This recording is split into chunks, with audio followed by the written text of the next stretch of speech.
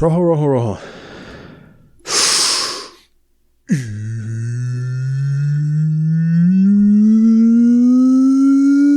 Welcome to the Geeks, Felix, and Joysticks podcast. This show we talk about shows, movies, and video games. Cool stuff we see during the week. I'm Roast. Enterprise with me, and sometimes mi compia. Caffeinated Felix. Caffeinated Felix. Bien cabrón. If you're on the YouTube, I'm trying out a different angle. I don't even know if I'm focused in this motherfucker, yo. Oh, so Didn't check that out. Maybe it looks better. setting up 5 minutes before, because that's the podcast prerogative. Is that good? You guys let me know if that looks like shit. I don't know. Does this look better or look better? This one behind you want to see all my crap? How's it going? Yeah. How's it going, Doug? You good? Yeah, I'm good. Very good. All right. Actually, I think I might be able to make a couple of them bunch t-shirts. For real? For real. With the design I got you, or you did another one? With the design you got me. Because that was a pretty legit design. I say myself, so if you make any money, I need some kickback on that. If not, I'm going to sue your ass. Oh, well. But let's get into the T's and P's, babe. Motherfucker, we gonna start the episode like the last time I was in here? Yeah. God damn it. Should I just stop with the T's and P's or what? I put him near the end. You want me to do it at the end? Yeah, fuck it. Okay. So everybody can eat ass in the honor of those who died. Okay, let's try it. I'm gonna tease you guys with T's and P's towards the end. I'm gonna leave it till the end, see how that works. So yeah. I just got back from the Swapmeetio, bro. How was it? It was kind of slow today. Swapmeetio is swap meet out here in these streets. It was a little slow to BH. But man, I just love the whole thing. You know, Really? I really, really enjoy myself going out there looking for treasures, man. I think I'm a pirate. You sure about? Well, yeah, you are. I'm like, just minus like the raping and the pillaging. I'm just like, ¿cuánto? 20 pesos? Okay. But I mean, I just get to think about all the world of collecting in and of itself is a wild thing. Because even collecting is a part of games, you have to collect, the fucking statue or whatever inside the game, so collecting is like inherent with the gaming culture. I feel like somebody always collects something. You've been doing it for years, right? Yeah. Specifically movies. Yes, movies and movies most of all. I don't know. I know how it started because I remember it started at the Swapmeetio. Yeah. I bought the original Kings of Comedy DVD. Ooh. The one I saw. I remember seeing it with you the first time I ever watched it. Mm-hmm. And I had so much fun that I was really bummed that I thought I would never come across it. Mm-hmm. And that was years ago. We were in middle school, I think. Yeah. That's when I downloaded it legally and showed it to you. Of course, legally. I mean, how can you do it? Of course. And I bumped into it by chance into the swap meet. The swap meet. And I was like, oh my God, how much is it? It's 10 pesos, which is akin to what? Because I think at the time it was around 75 cents. Yeah, 75 cents, $1. Yeah, it was a long time ago. So the dollar and the peso were not that bad. Anyways, the peso was not that bad. So I started with that and the Cedric the Entertainer DVD, and there was this movie called Life with Eddie Murphy and Martin Lawrence. Mm-hmm. Those were my first 3 DVDs that you purchased on your own. That I purchased on my own, exactly. Mm-hmm. And that started a little bug. Yeah, planted the seed. I know, and I never knew what it was. But then a friend of mine from university, so there was a large gap between that first purchase and when all started. But that started everything. That kickstarted everything. So everything really, really ramped up when a friend of mine was selling a lot of her shit, and inside that shit were DVDs, and there were Silence of the Lambs. They were like little gems, and inside that I think it was Old Brother Where Art Thou with George Clooney. Amazing movie. It's so fun. And that just snowballed. And then every Sunday I bought at least 2 movies. At least 2 movies. Mm-hmm.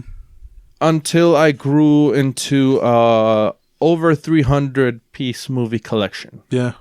And those are all movies I've seen. And those are movies that mean something to me in some way.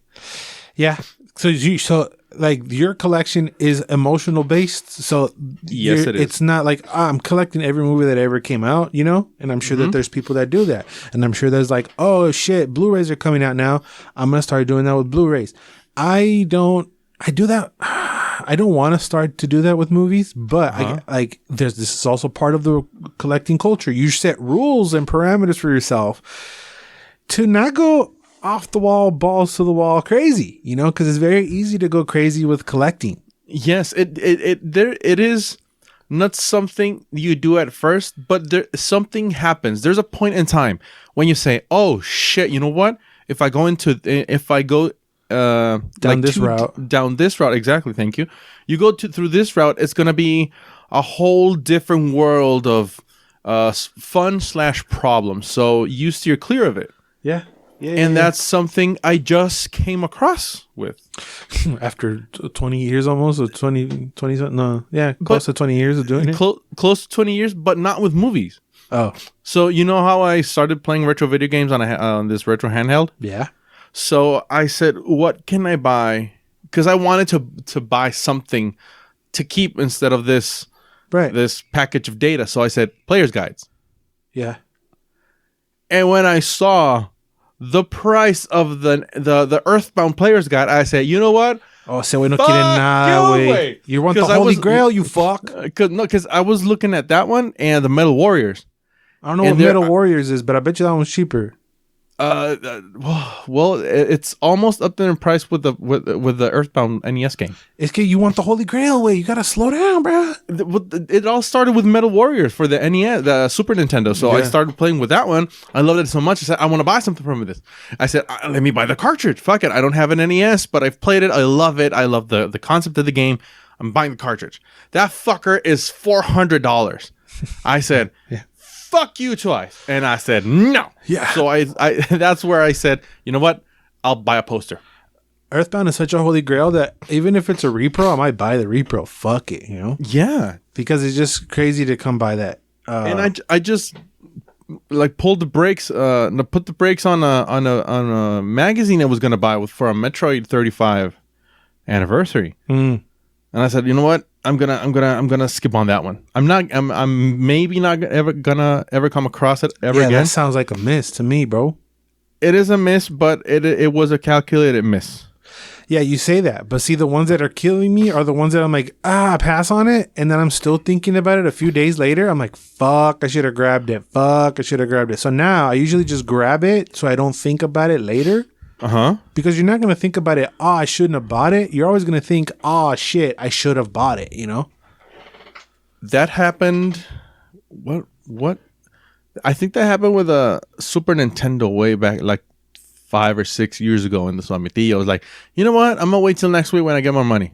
And then turns out the person sold that like 5 minutes after I... Right. You can't... And it haunted me.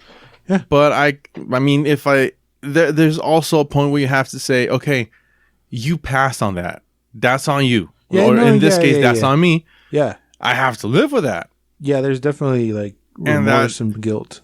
And that is a very important part of the collecting experience, I think. Like how to live with a thing you knowingly pass on. Because it's going to haunt you. Right. Either with the same item or with a similar deal, you know? I passed on one today. I came up across because, I mean, my bringing it back to the parameters, I was going to start doing movies too. I was just going to do the movies I really, really, really enjoyed, right? That I loved. And I got like 3 or 4 movies in and I'm like, okay, this is coming too easy. I'm just going to have a stack of movies and I'm going to fall into just like, okay, well, might as well buy this one too, or might as well get this, right? Like I started out with The Warriors, one of my favorite movies. I found that, picked that up, and then I got like Tenacious D stuff that we were reviewing for the channel, and then I just started snowballing. I bought another DVD, and then I'm like, okay.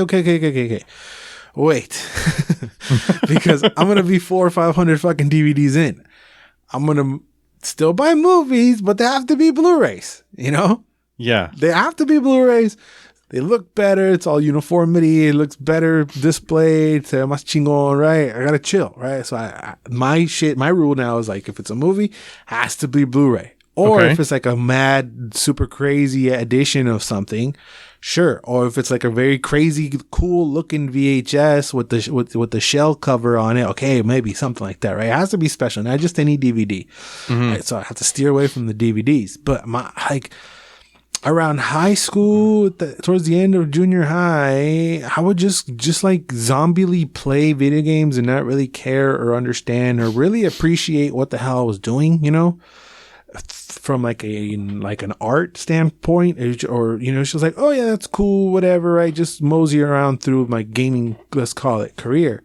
But it was around the 360 era where I started to actively making decisions to keep games that I really, really enjoyed.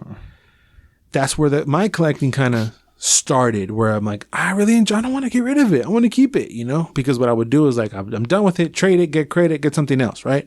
Oh, I remember those days. And I traded a bunch of shit that I shouldn't have, right? And I'm sure a lot of people are in the same shoes that I am, that we did that because we're fucking stupid. We trade away games that are worth thousands of dollars, not thousands, but hundreds of dollars now, that you're like, fuck, I had it in my hands. I had it right here. Beautiful, nice condition, full manual. I had it. I owned it. What the fuck, right? Basically, my whole PS2 collection, which wasn't crazy extensive, but I traded that bitch away. My Wii stuff, I traded that away. I traded a lot of it. My N64 stuff is probably the stuff that hurt me. But I did that to get a PS4. So it's kind of like, you know, I wouldn't have this if I didn't have that, but fuck, you know? It hurts. It fucking hurts. And you're doing that for the Switch also, aren't you? Well, kinda. Well, now I'm more educated in the trading game. So now I'm collecting, obviously, for myself. You can see it's always in the background right there. Each fucking few weeks, this fucker's getting bigger and bigger. I'm now to the point where I can't put anything in the slots no more. So it's full. And I think it's over 300 games. Holy shit. So my movie count is your video game count. Yeah. Motherfucker, wait. But this is also another avenue of collecting. And again, what do I say? You do you. I'm not here to judge, but some people buy just to collect and don't play the stuff. You know? I have full intentions on playing it, reviewing it, even making content out of it, talking about it, doing something with everything I purchased, right? A lot of people collect just to collect. Oh, I never had it.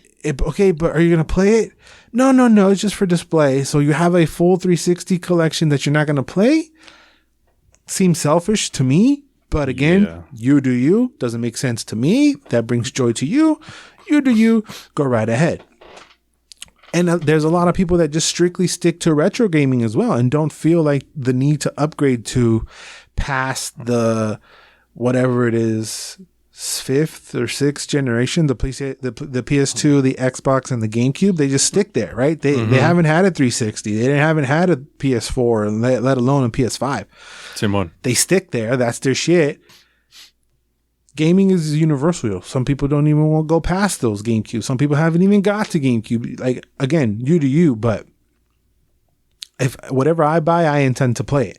Simon. And my collection is based on stuff that I had before, I was curious about, and didn't have the money to purchase it back then. That's a lot of it too, you know? Okay. Like, I saw this game and I always wanted to play it and I never played it. And I hear good things, or I hear terrible things, you know? And then your fucking multiple brain is like, why is it so terrible? I want to see why it's so terrible. You all talking all this mad shit about this game. And it's just fun, but I think most of all is the thrill of what you're going to find, you know?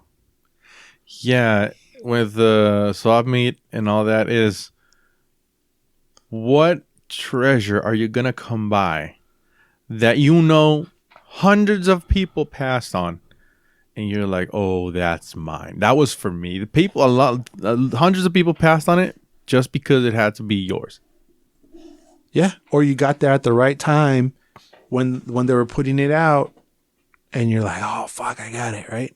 Like the time that you were walking behind this dude who had like a whole stack of things, and you were hoping he was gonna put something down. Yeah, remember that time? Oh, that was.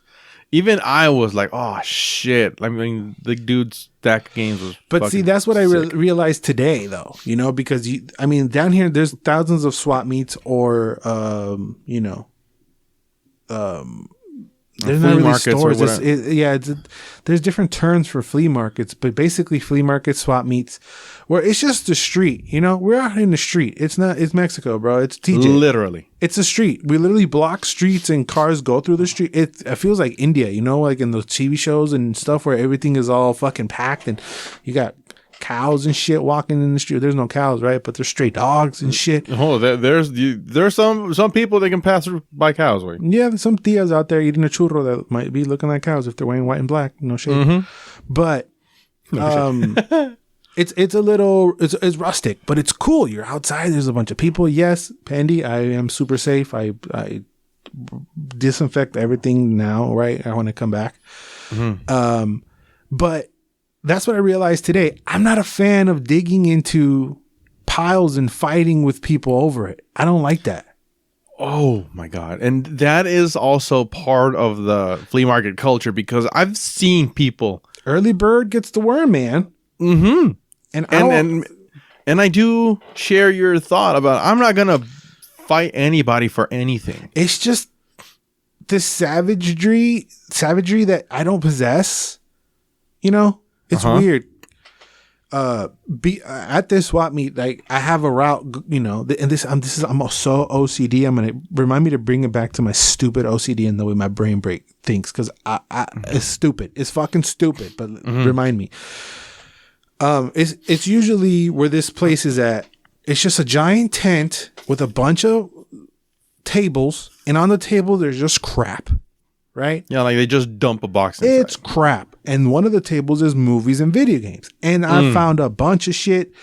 And I've got there late enough where these motherfuckers are carrying stacks and stacks of Marios. Like the last time I went there, this motherfucker had a box. And he had fucking Pokemon Sword in there. What the fuck? Switch stuff. I was like, oh, fuck. Like For 20 pesos, 50 pesos. Probably not. Probably 200, 300. I mean, the guy kind of knows what's up, right? But that's still coming out to 15, 20 bucks for a brand new Switch game that came out no less than 6 months ago, you know? And I'm like, fuck. Like, you start to realize your competition and shit. But at the same time, I'm not willing to do what that guy is doing, which is have his wife, this little meatball, running around the tables, just grabbing any video game thing, right, and throwing it in a box, and then it's just a little weird to me. I'm uncomfortable. One, I'm big as fuck. Two, I'm not gonna fight over you, and I just feel icky. I don't like that. I just did not like it. And today I got hella early, and I got there to the point where it was like closed, and I didn't understand what they were doing. So I just went in there, and there was a bunch of motherfuckers just grabbing shit. And I was like, oh, I'd rather come back later and pick through the scraps. I just felt icky. I did not like it. And that's where usually I saw like the better things, you know, being picked up. I seen Chrono Cross complete there. Whoa. I've seen stuff. So I asked them, where do they get their stuff? And apparently they go and shop at Goodwills, which is another way I like to thrift. But I don't know who told everybody. I guess the same people I heard it from. Everybody going to motherfucking Goodwill now, and it's not the same, and it's just over, you know, saturated, and it gets a little difficult depending on your area. There's parts in the country of the U.S. where people have their little honeypot of Goodwills, and it's always good there, and some parts of the country is just shit, right? It's all random, basically. But they source at Goodwill, so I was like, okay, I feel you. So now I'm like, okay, someone donated a fucking Pokemon Sword for the Switch, and it got to these motherfuckers. But again, I'm not willing to wake up this fucking early, you know, 6 a.m. to go or 7 a.m. to go fight these motherfuckers for a Switch game. It's just not in me, you know. I'd rather walk casually by, spot something that looks like a game, a stack of games, walk over, nicely go through. How much? Oh yeah, okay, 200 pesos. Oh, okay, what if I get 3? Would you give me 300? Yeah. I like that better than just like fucking fighting and swords. No, back the fuck off. Well, it also is that is very reliant on what you do with the games. For example, you're just collecting and playing them, and I'm not saying just to minimize it. I mean, you're collecting and playing them. Yeah, it's their livelihood. The other people, exactly. Sellers. So that and that's a livelihood. So I do get why they get like so jealous or kind of aggressive with their purchases. But you touched upon a theme. I mean, I just want to bracket this in. Our size is very cumbersome to do this. Yeah. Because I'm also a big dude. Yeah. And I mean, through a lot of time and therapy, I have come to accept how big I am, in the sense that normally I used to be try to be as small and unintimidating as I could. Yeah. But I got to a point that I said, you know what? Fuck that. Because I'm big, and why not fucking own it? So I take all the space I can so I can do whatever I want in peace. Yeah. And it usually, I don't know why. Well, I know why, because fucking normal Mexicans are really small.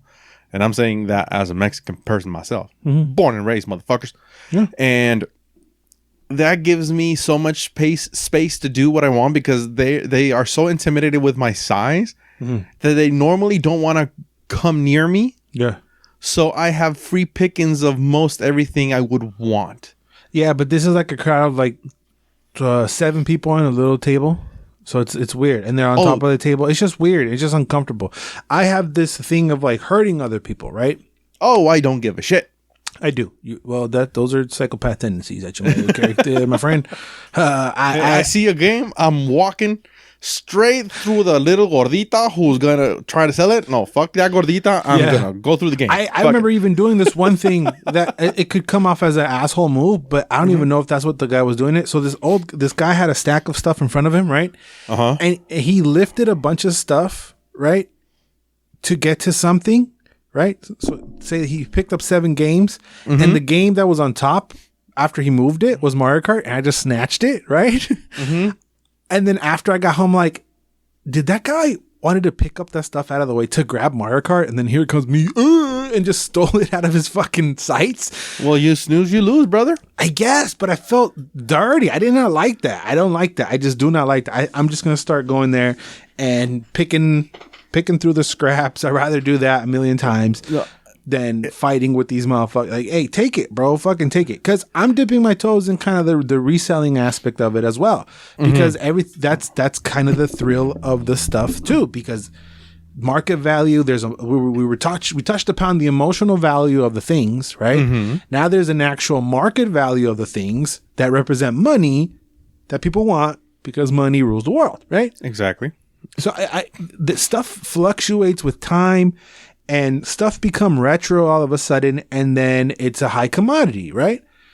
There's also a whole lane in investing into sealed games. There's a whole crazy thing, especially just in the video game collecting aspect of graded, ungraded, and sealed, manual, complete in box, disc only. All that has its own value to it. So part of the thrill is seeing something that you've never seen before, flipping it over, scanning it real quick, and you see the fucking, oh shit, it's worth $100, right? Yep.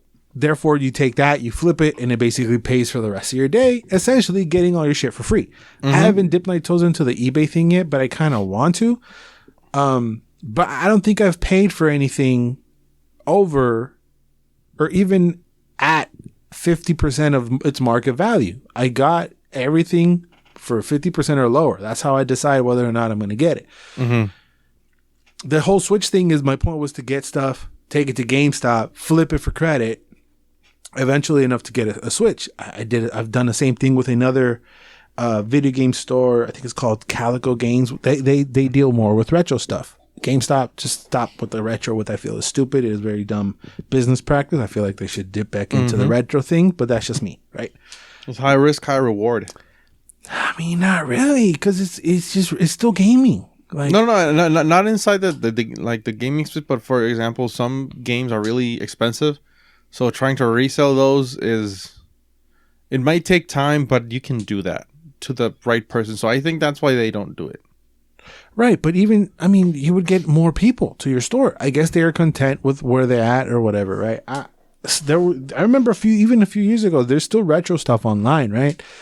But I remember even a few years ago, I mean, there might be GameStops where you walk in and you might find a copy of something right there, right? It's just, again, the GameStops in our area don't really do that. But when they do, I'm like, I take a peek. Oh, cool. But I feel like they should have a whole retro section, you know? And even today, right? GameCube stuff is hard to come by, you know? Your boy bought fucking Chicken Little for 20 pesos just because it was GameCube, right? That's where we're getting a little stupid with it. So there's all these other things with collecting and reselling. I have appreciation for video games that I know that these resellers don't. They just grab it because it's Mario. That guy, the guy who out of the stack probably never played a Mario game in his life. Probably doesn't know. I could just be judging too. I don't know. But he just looks like he sells them just to make money. And that's fine, right? Early bird gets the worm, like I said. But that just made me feel grimy. I did not like it whatsoever at all. I like to walk around, spot something, walk over, do that. I feel that it's way better. It adds value to whatever you want to do or whatever you find. It does do that. Because another thing with collecting is that you're not only collecting the physical thing. It sounds so stupid too, but you're kind of collecting memories of how you found it and how you come across it. Every purchase has a story, which is fucking wild. I collect deals, you know? Basically, yeah. I want deals. So I'll be like, you know, I don't, when I send you a picture, because I show you everything I buy every time because it's a thrill and you appreciate and enjoy the same world of collecting. So I can share this with you. Same with Anton, my brother, and Bubbles. There's a few handful of people. I'm like, look, I got this for blank amount of money. You're like, fuck, because it's not only that, holy shit, you bought the thing, because I can order everything online if I want to, right? Yeah. I can go to eBay and buy a copy of blank, but that's not the same as if you're just walking across the streets of TJ and you come across a fucking copy of Yoshi Cookie fucking bullshit Game Boy. Holy fuck, right? And then I bring it home. I'm starting to get into cleaning into shit, and I'm detailed cleaning, making it nice and beautiful. The boxes, I got all the shit, right? I'm balls deep in this. But you're also buying these deals. Bubbles got a deal recently at GameStop. I'm not going to say what actually happened, but it was a hell of a fucking deal. I was like, holy shit, yeah, I'm celebrating with him. He's telling me the whole story. Like, fuck yeah, right? Basically, he got a game for free. Holy shit, okay. Right? And I was like, fuck, yes, like, great, fantastic. And he was going to get it was a whole deal, but I thought it was great. But you don't only collect the physical aspect of things. There's deals, and there's stories connected to the deals, right? And then now I've been going so much that I'm starting to establish a little seed of relationship with some of the vendors. Well, one specifically, right? And you call him your compilla and your friend, and you get there in your chat, and I was there today, and he was selling an Xbox Series S digital, and you know, the very first time I went there ever, I was like, it's a little sketchy, you know, it's a little sketchy. Maybe this guy's not for real, but you start to establish a rapport. You start to buy something. I make a point to at least buy something every time I go because he knows I'm going to go there to spend money and not dick around and waste his fucking time. So he's nicer to me. He gives me deals. Oh, he'll be like, oh, I'm actually asking 200 pesos for it, but I'll give you for 150 for you. Cause he's I'm going to grab this other shit. You know, you start to develop a rapport and relationship. And it's cool. And he kind of knows, maybe he recognizes the stuff, but I don't think he sits there and plays either. But I mean, to each their own. And he said this wild, crazy shit. He had me dying laughing last time.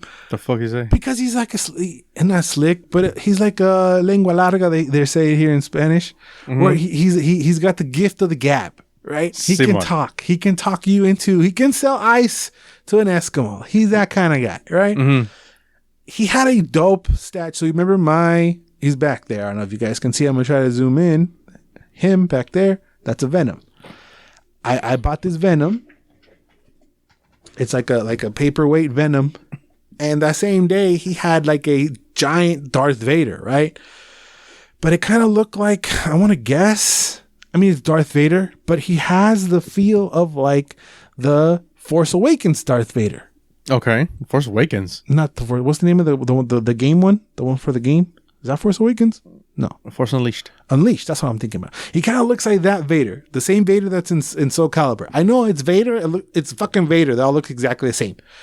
But something told me that was that Vader, right? And he's standing like on a rock, but he has nothing in his hand, but his fists are closed, right? So he's standing like this shit. And he had a goofy, the cape felt goofy. I'm like, what the fuck, right? And I'm like, what's up with this guy? He's like, I don't know how to price it. So I grab my phone, I start to look it up, and I'm like, it's going for like $30 online. Mm-hmm. But the more I mess with it, the more it feels weird, right? It doesn't feel right. Okay. And I'm like, Phil, what's going on? It was like, oh, the cape is from other guy, right? And the stand he's standing on is from something else. Holy shit, he's just a mishmash some shit. So he mismatched some shit, right? And I'm like, where's the lightsaber? And he's like, oh no, it's because I'm selling it with imagination. I'm like, what the fuck you mean? Yeah, you have to imagine that it's right before he turns it on. I started dying. I had to die laughing. I almost bought the fucking thing just to fucking support him. Oh no, it's because I sell it with imagination, bro. It's with imagination, you know. You have to imagine that it's right before he turns it on. So he's getting ready, you know, and then he turns it on, and then it comes on, right? So this is free imagination. I'm not even charging for that. It's free imagination. I'm like, oh, still way. Silver tongue devil. See, wait, the fucking cape was from someone from Lord of the Rings. I don't know who. And the base he was on was like a Green Goblin shit. It was just a mismatch. And free imagination lightsaber. I was fucking Frank dying. and Vader. Wait, no, fucking Frank. And I asked him today, you sold it? Yeah, I was still laughing about that imagination shit. He's like, no, I put it underneath the bed or whatever. So you start to develop these cool relationships. At least that's how I do it, right? Mm-hmm. You realize that the more you go and you buy every time, you know. I mean, they take care of you. Whether you like it or not. If you just be nice and not an asshole, and if you don't have to buy it, you don't have to buy it. You can look it up, turn around the disc and think of something maybe, and you know, in the beginning, I had no respect. I'm like, I'll give you 20. Yeah, like, okay, you can be like that. Or just be chill and nice, and if the deal doesn't fit for you, maybe shoot them another offer of whatever, if that's how, you know, that's how you trade, really. Mm-hmm. I think I said this one time. I remember, like, for some reason, they like to package them. This one spot likes to package their games. Mm-hmm. And without asking, I just opened it just to see if the disc was in there and look at the disc. So I looked like a savage. But at that point, I had to buy it. So they could have said it's 500 pesos. I would have to buy it because I opened the fucker. It wasn't like brand new sealed. It was like their plastic, like this kind of shit that they put in their games. It's just like their plastic. It wasn't this game, but shout outs to Mad Max. I'm playing Mad Max on the new Xbox. But it was this kind of shit. So I just thought it was easy just to open this bitch up, pull out the game, and double check to see if the bitch was inside. And it was. And then I was like, how much? And they were like this. I'm like, all right, I'll give you this much. And they're like, okay, sure. I don't do that shit no more. You ripped the fucker. That's why. I didn't rip it. I was careful. Make sure, because in case I didn't want it, I wanted to put it back in. But I don't rip. I mean, you just be chill, man. Just be cool. You establish relationships. And the same at Goodwills and other stuff in the U.S. Be nice to the cashiers. You be cool. Sometimes they'll like charge you way less than it's supposed to be if you just talk to them a little. Like, give a little bit of shit, you know? You have to care a little bit. You know, because they have their weird pricings of $5.99, get whatever. They don't know, right?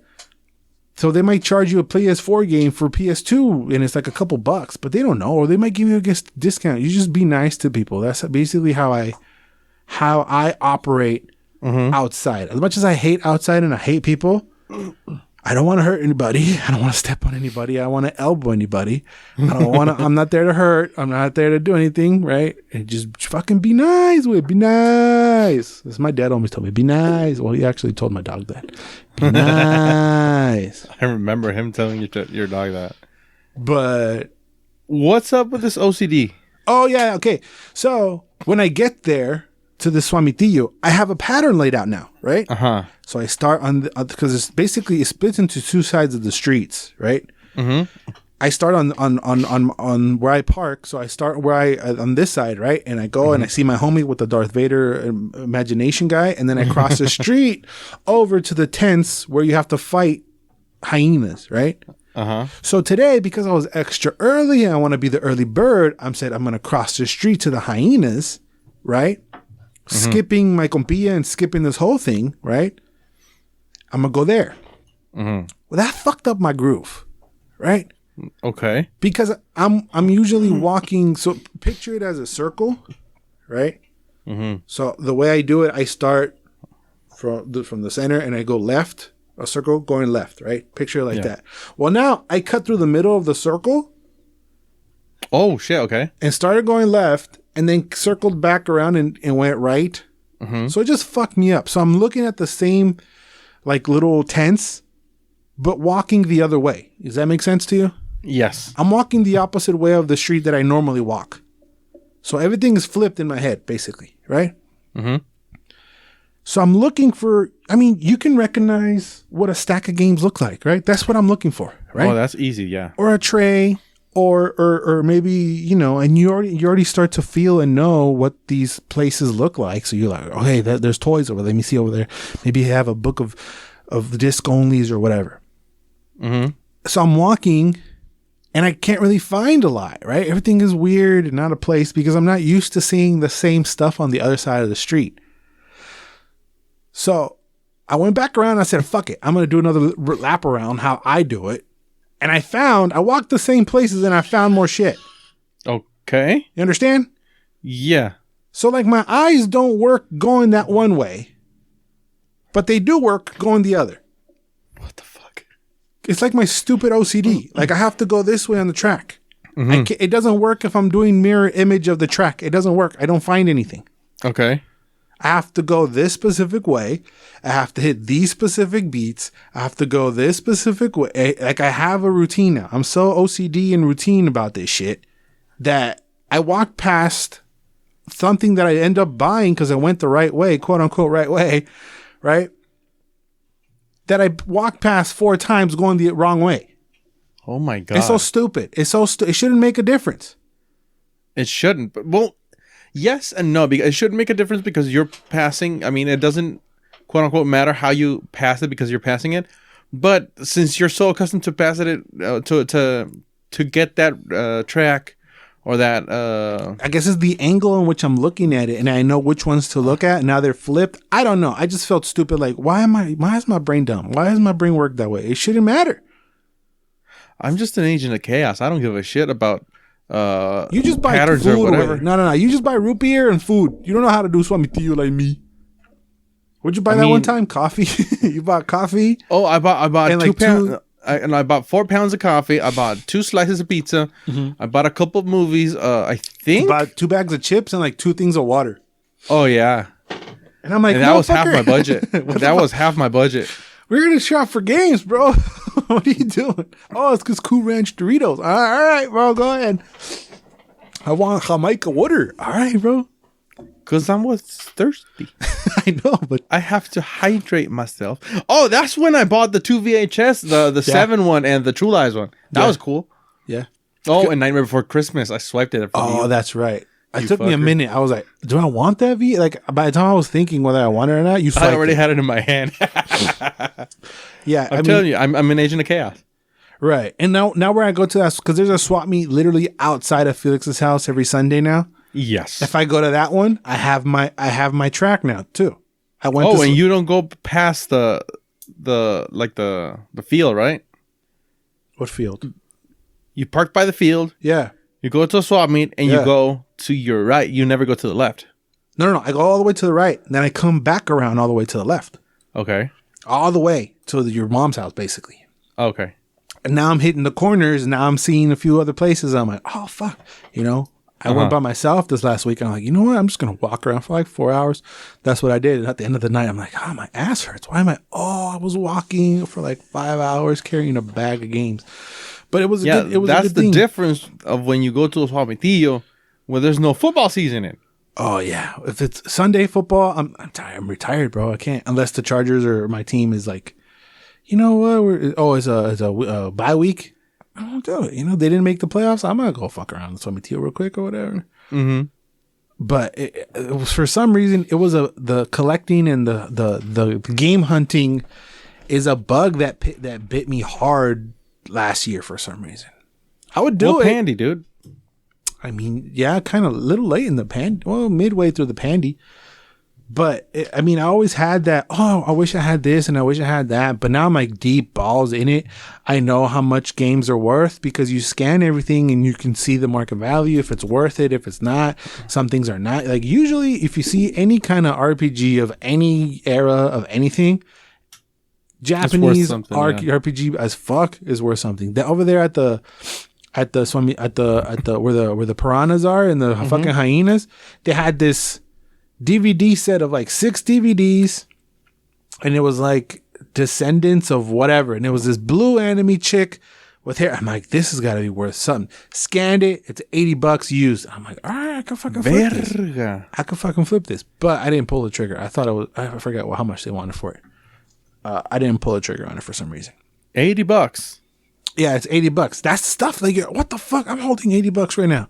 But again, I'm not into eBay a whole lot, but I think I'm eventually gonna try an eBay. I might try to sell you something on eBay just to see how it works. But yeah, it's a crazy, crazy, crazy world. It's just a thrill, man. You just don't know what the fuck you're gonna find. And the more stuff you like, the more possibilities there is. Or you have compillas, and you're like, oh, my compilla's gonna love this, right? I fucking got you like the whole Buffy series, right? Oh, fuck yeah. That was amazing. And then you got them all? Because I saw some more today.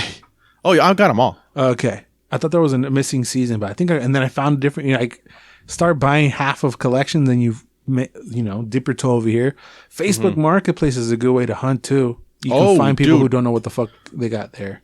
Yeah, well, that's if you want to get rid of shit, because sorry, I remember I bought Black Ops. Well, no, I had Black Ops. I bought Gears of War 4 and 5, and a bunch of other games. Yeah, and I said, you know what?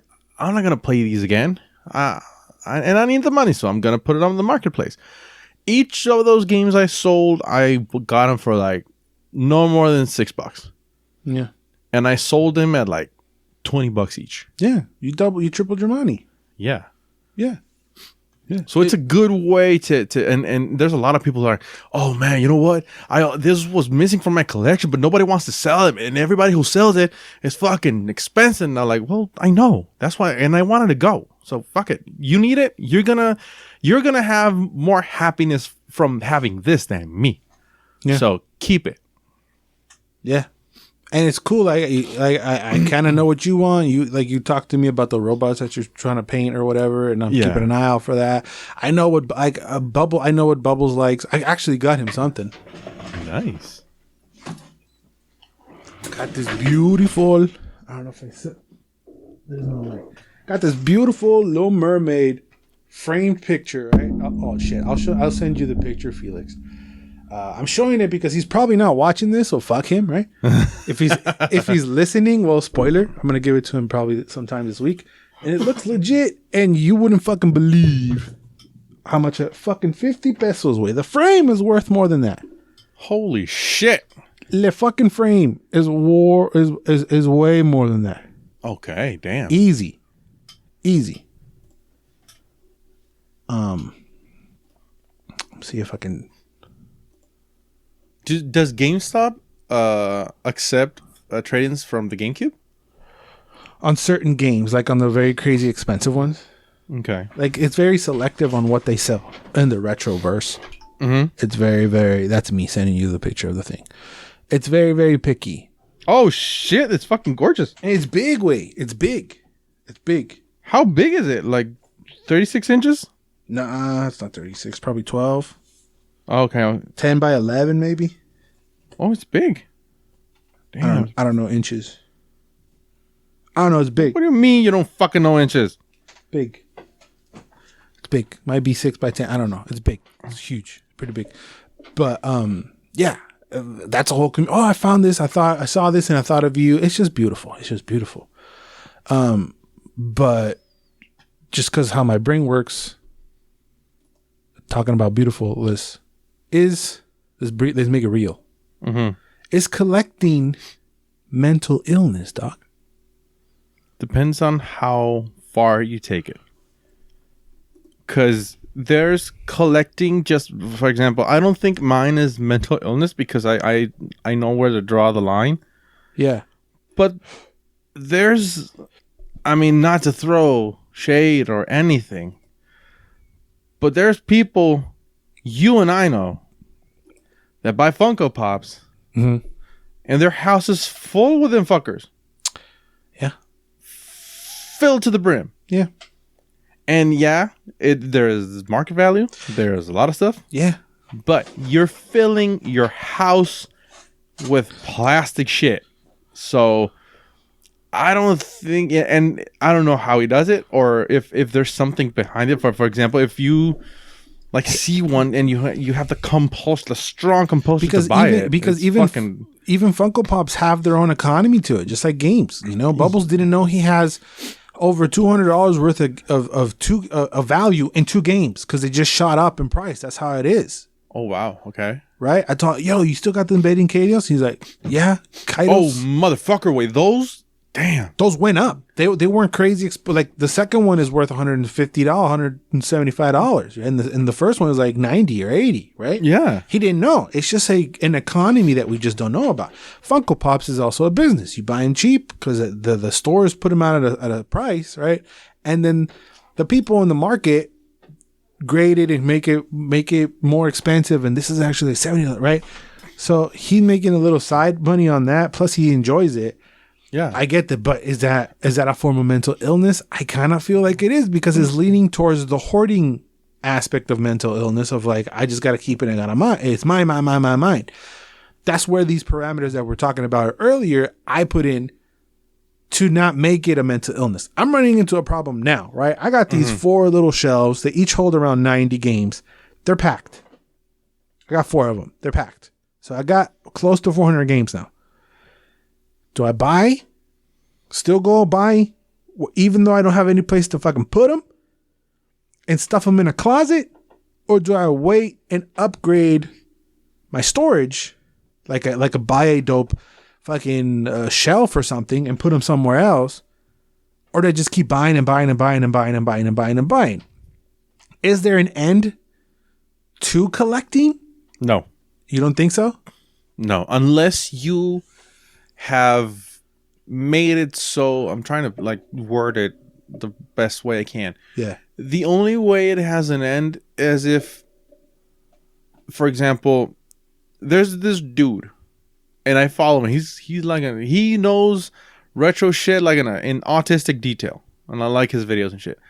But he has a limit to what he's gonna buy with Metal Gear stuff because he knows that with his possibilities, he can get unto a certain point. Yeah. He's not happy with his collection because he is missing a couple of, well, the last time I knew he was missing like 2 or 3 items. Yeah. But he has a limit because he said, I'm going to buy this, and this. I'm not going to buy this because it's too expensive or it's too rare or it's astronomically impossible to get it. But everything else in this parameters, I am buying. He's just missing those pieces. And he said, if I ever get those, that my collection is complete. If I don't get them, my collection is still complete. Why? Because I have an end goal. If your only goal is to collect everything that comes out of whatever you're collecting, that's where the problem where the problem is, because you don't have an end goal. You don't have an end to what you want to collect. Well, technically I do, because there's only so many, games. So I'm eventually going to either own all the ones I wanted or own them all, right? Yep. But what a lot of video game collectors do is that they get everything and they sell it to start all over again, because it was never really about owning the thing. It's about the experiences and the fun they had searching for it, which I can 100% relate. I'm not there yet. I'm not going to sell my shit, right? I want to play it. I want to enjoy it. Maybe in the future, whatever. I don't know. Maybe I have a game that's not worth shit now, but then it goes up, and like that whole marketplace intrigues me, right? Yeah. And again, I'm getting into sealed stuff too, where I found a few sealed games, right? Got them for cheap, and it's kind of like stocks, right? I'm going to hold on to it. And then maybe in 10, 20 years, that game that's now worth $8 new could be worth $80. You just never know. I don't exactly even know what makes it fluctuate or not, whether the fact that it becomes retro, because I don't even know technically what makes anything retro. So technically now, the GameCube, PS2, and Xbox are now retro. Really? Typically, the term retro is given to items which are at least 20 years old. Well, the GameCube and those games were like 2000, 2001, right? So yeah, using today's posting date, retro games would be those made between 1979 and 98. So anything between 20 years old and up to 39 is retro. Anything over 40, I think, is vintage now. Holy shit. Yeah. So all the games up to then is a different category. Okay. Wow, I did not know that. It's weird to say GameCube, PlayStation 2, and Xbox is fucking retro. Because we grew up with those games. Right. I'll give you N64. N64 could be retro all day. I don't give a shit. But to say GameCube and PlayStation 2 is retro? Fuck you, man. That's wild to me. It is. But it's also intriguing.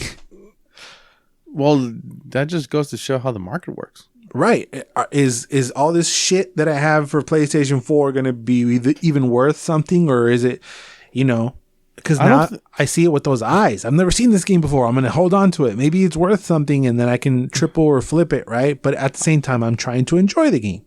I don't think these, Xbox One, PS4 games are going to be worth anything because they're just licenses.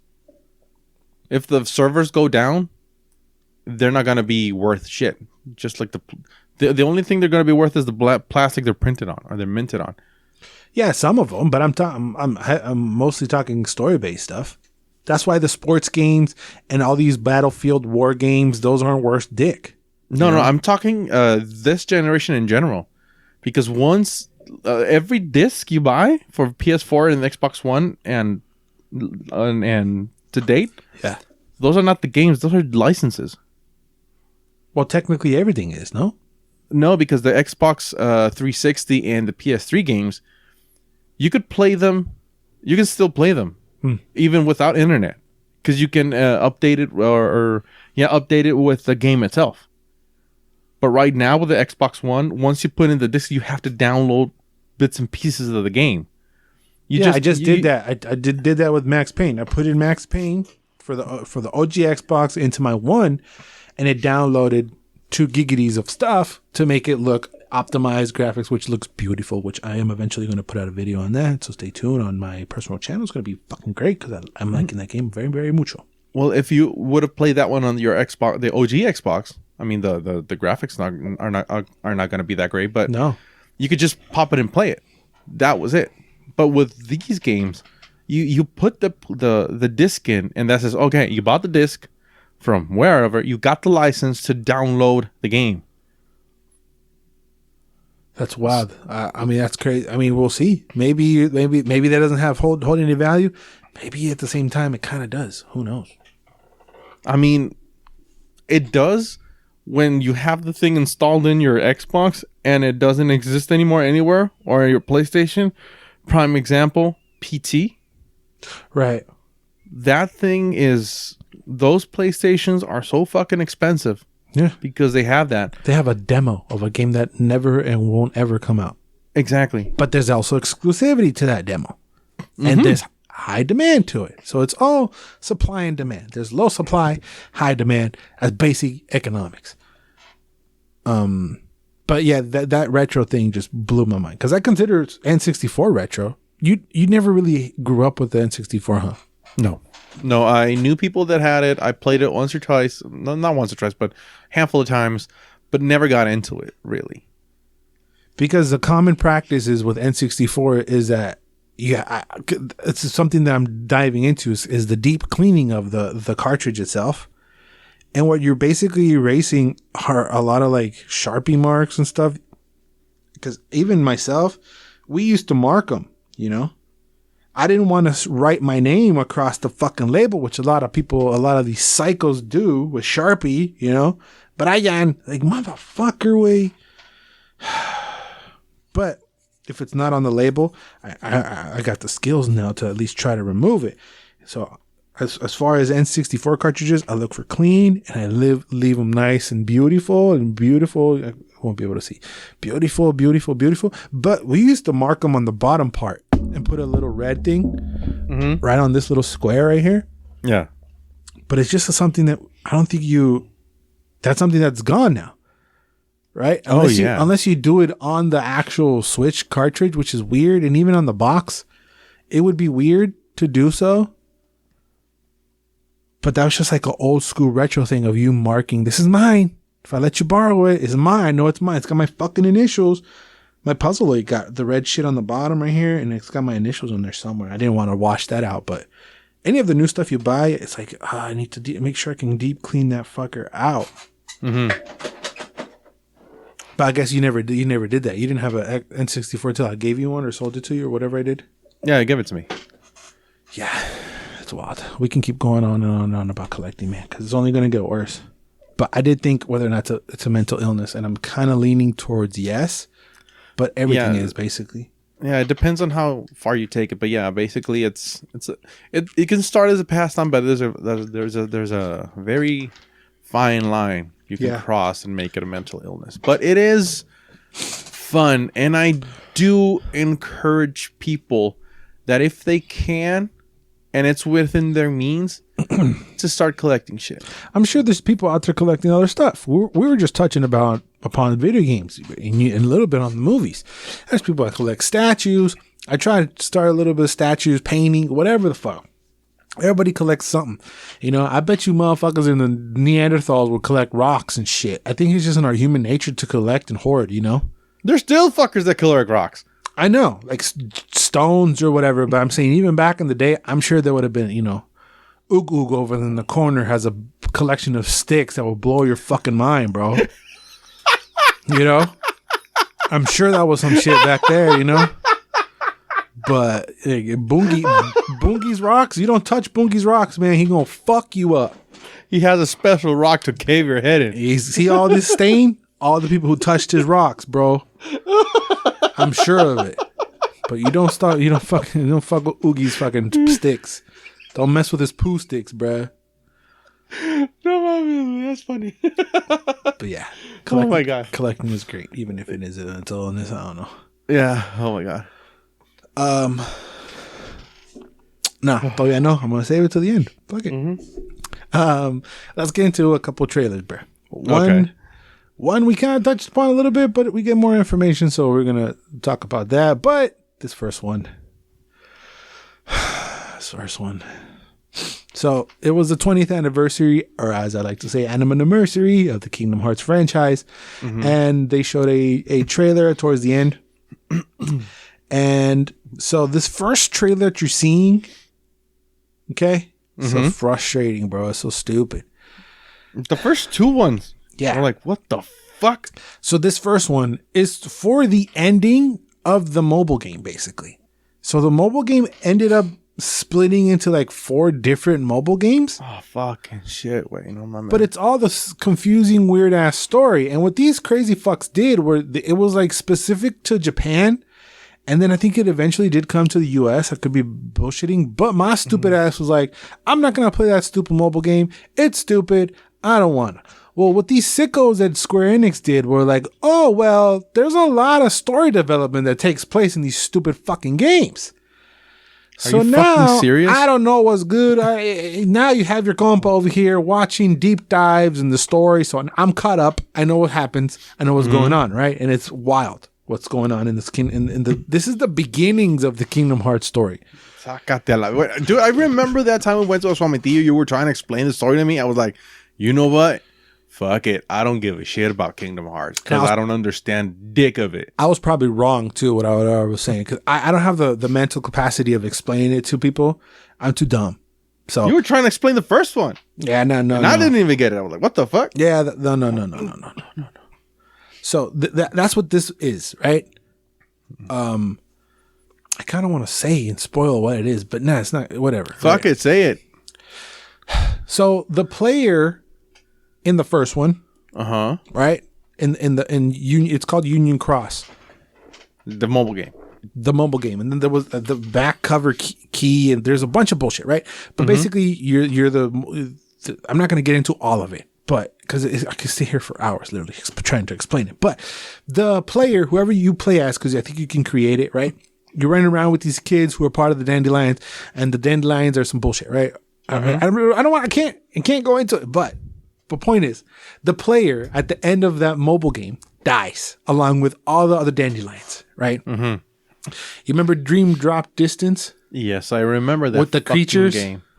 Okay, the Dandelions become the fucking Dream Eaters, which are those creatures, which is sick because I did not know that. I'm fucking playing with dead children. Number one. Holy shit, that's fucked up. The player, the guy you're playing, its spirit or its heart, whatever the fuck you want to call it, turns into the main antagonist of the whole series. So that's another. What the? Right? So that's what this is. This is the second part of Dark Road, where Dark Road, you're playing as the main antagonist of the series, running around with his compillas, figuring shit out.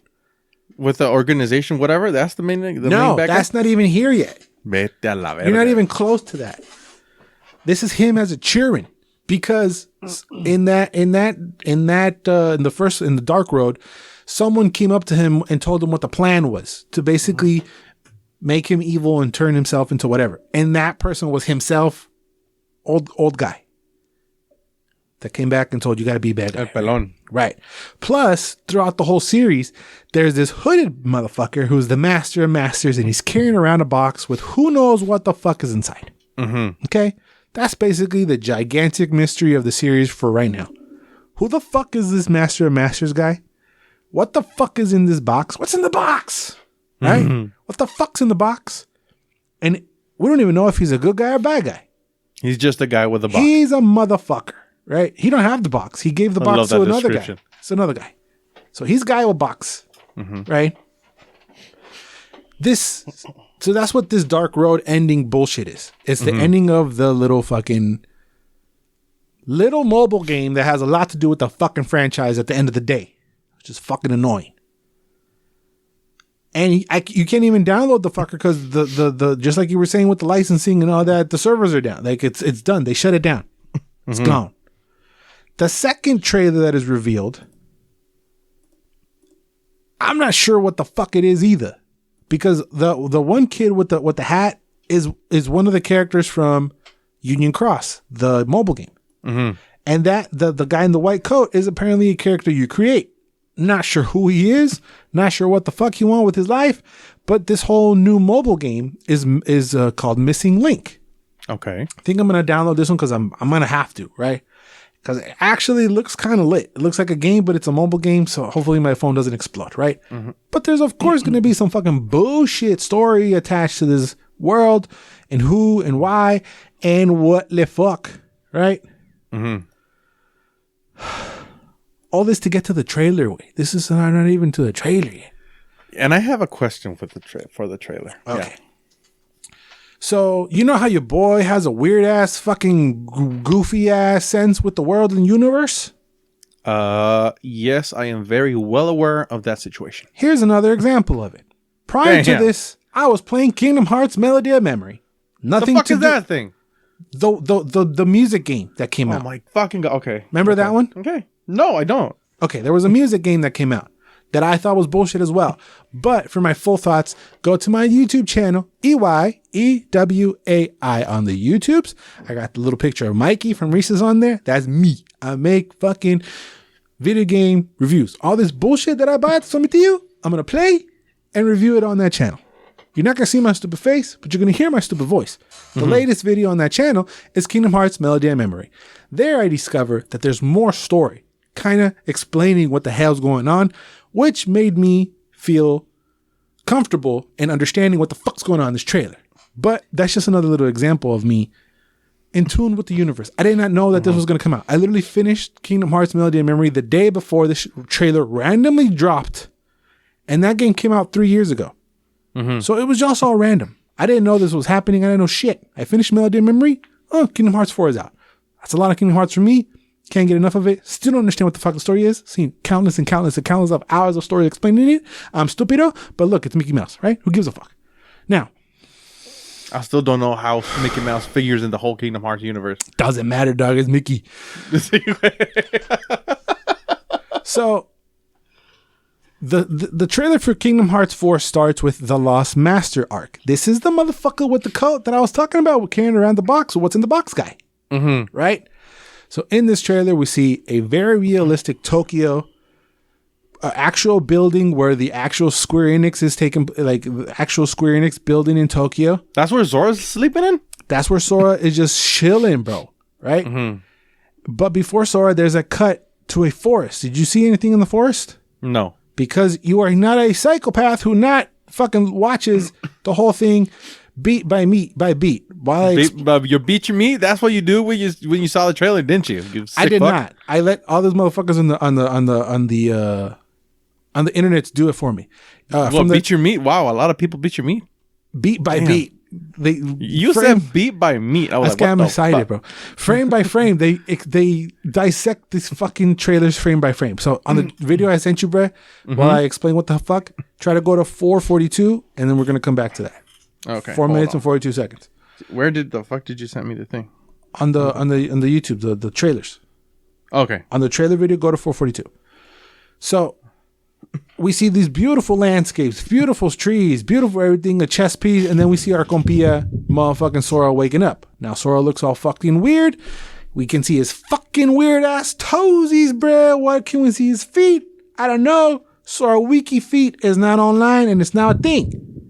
Oh my god. Sora usually has gigantic feet, which is kind of goofy because he's a cartoony world, right? He's in a cartoony world typically. Now he looks like a damn straight Final Fantasy character. He opens the door and we see a little shorty in this fucking white dress, and she's talking about all this shit. Now, shorty lives. I'm 442 right now. Okay, chill right there. Okay. Shorty be chilling in the fucking game that we're talking about, the fucking mobile app, right? Okay. She dies in that mobile app. Holy. If you're playing the mobile app somehow, super spoiler alerts, right? But probably you're not. Homegirl dies, right? Okay, I'm just look. Okay, Homegirl dies. Yes, I'm looking at the video. I'm paused at 4:42. Right next to it, there's a video that says in-depth trailer analysis. Everything to know of Kingdom Hearts. Kingdom Hearts, dog. Kingdom Hearts 4 trailer. That's my kingdom. It's 40 fucking minutes long. Because holy shit, it's wild. It is wild. But Homegirl dies in that fucking in the game. And she is the brother to a motherfucker who chilling in the Organizations 13 with fucking pink hair, Marluxia. He fabulous, right? Okay. So how fabulous? The most fabulous. Okay. So if you did not know this going in about this girl and this obscure mobile game, you don't know who the fuck this little girl is with. And what's up with her life. So she explaining about there in Quadratum. What? At the end of the game that I played, Kingdom Hearts Melody of Memory, a throwaway Guitar Hero like Kingdom Hearts Melody of Memory bullshit, right? Kind of spoiler for that too. They explain que nuestro compía Sora is not in the world of darkness and he's not in the world of light Eva. He's in the world in between. Okay, now hold on. Pause. Spoilers to whatever. I don't know, but I remember you telling me. Yeah. So. Yeah. I remember you telling me that Zora fucked off to this world, that it was maybe the world from The World's End with You. That's what I had thought, because that's what they showed us. A building like Shibuya, right? Okay, yes. Which is a fictional world of Tokyo inside of The World Ends With You. The main character, Siku, Piku, so I forget what his name is. That fucker, the guy with the headphones. Guy with the headphones that looks like Sora. Kinda. He is featured in Dream Drop Distance, and he's like, all right, douchebag, asshole. I meet you back at fucking Shibuya. And he's like, catch you on the flip side, dog. And they leave, right? So eventually they're going to come back there. That's what everybody else thought that this was his. But now they're saying it's Tokyo. I think it's still Shibuya. There's some bullshit running around, right? Yes. But basically, this is how I understood it, and I take it in the best way I can explain it, is that now Sora is in our world. Because the rest of the trailer shows people in cars, people unaware of what the fuck darkness is. So there's this world, aka our world, is untouched by either darkness or light. Is what? Is untouched with darkness or light. Mm-hmm. So what the bad guys want, they want all the worlds touched with darkness. Mm-hmm. Right? And you can see this by the reaction of the people in the streets. They're looking up like, what the fuck? It's a pedo way. It's all pedo. It's all gross. What the fuck's going on? And the giant heartless thing comes out. Sora knows, okay, I know what to do. I'm going to do my jumpy thing on the post and I'm going to go fuck this motherfucker up. And it looks beautiful. And he's rolling up buildings and looking dope, but he's human-like, right? Mm-hmm. He's more human than cartoony. Attacks the motherfucker, shoots it with stuff. Boom, Kingdom Hearts Quattro, right? Yes. Towards the end of the trailer, we also see our dogs, Japanese Goofy and Japanese Donald, which is fucking weird to see Goofy talking Japanese. I was gonna say that I thought they were speaking English, and then I remember, no way, some fucking Japanese guys. What the shit? Japonese way. And they're walking around, pitch black, and then these flames appear, right? And then a voice comes up, and he's like, "What the fuck you think you're doing, right?" Who was that?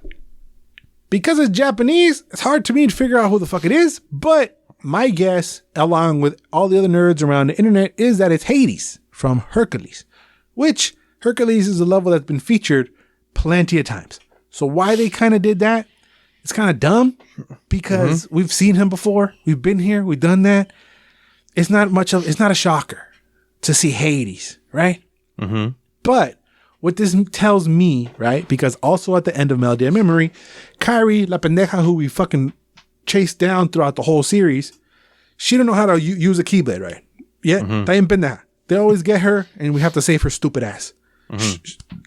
Ekumi. She's been in training to learning how to fight with the Keyblade and use the Keyblade and become a Keyblade master. My theory is that, and it would be cool because it's time for her to put some fucking big boy pants on and stop being a dumbass and stop being kidnapped and shit and defend your fucking self. I think it would be dope that the game is split into two. You get to use Kairi running around with Goofy and Donald in the cartoony world, aka all the cartoony worlds that we've been accustomed to now, which is the light or darkness world or whatever, this cartoony world, right? You get to go to fucking the Hercules, back to Mulan, or whatever the fuck you want to go. That's cartoony Disney, right? And Sora, out here in the real world, we get to attack more real worlds. Okay? What else does Disney own, bruh? Everything. Yeah, basically. What is quote unquote real? Avengers. And Star Wars. Now, if you direct your fucking goofy eyes to where I told you, to 422, bear. 22 or 42? I don't know. What did I say? Okay, I'm going to put it, you said 442. 42. Okay, 42. I'm looking at a stream. Okay. Lake. Okay. If you fucking put your goofy eyes to the right upper corner of the fucking thing, right? Yeah. Do you see like a platform that's not really a rock?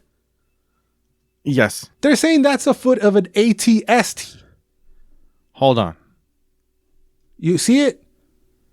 A la verga, güey. And if you continue to play, you see this forest and that these are red oak trees that are fucking prevalent in the fucking Star Wars universe. Endor, yeah. I don't know about Star Wars. I thought it was a fucking goofy random ass thingy. Now they're saying those are the fucking fields of Endor or whatever the fuck, right?